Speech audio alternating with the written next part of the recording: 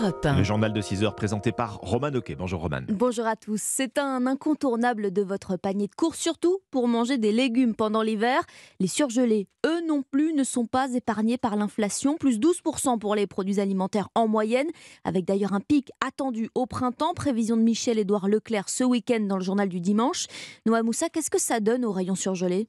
Eh bien, tout d'abord, ce ne sont pas tous les produits surgelés qui sont touchés par cette hausse. Il s'agit surtout des viandes surgelées, plus 32% en un an, des plats cuisinés, plus 15%, ou encore des légumes, plus 14%.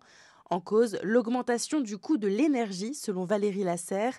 Elle est déléguée générale de la chaîne logistique du froid. Les produits surgelés ils sont conservés à une température assez basse, inférieure à moins 18 degrés Celsius. Et donc la consommation de l'énergie est forcément une très très importante. Un entrepôt frigorifique, entre 20 et 25% de ses charges, c'est l'énergie. C'est le deuxième poste de charge après celui du personnel. La composition de notre prix intègre le coût de nos charges. Clairement, la dimension énergétique est importante et à prendre en considération dans la composition totale des coûts des produits surgelés. Et en plus des coûts de l'énergie, si les prix de certains surgelés flambent, c'est aussi à cause de la hausse du prix de l'emballage et des pénuries de matières premières. Noah Moussa du service économie d'Europe 1. La hausse des prix des surgelés, y compris chez Picard, plus 10% dans les rayons. On en parlera justement avec la présidente du groupe, Cathy Gollard-Gaguer, et l'invité de la France Bouge entre 13h et 14h sur Europe 1.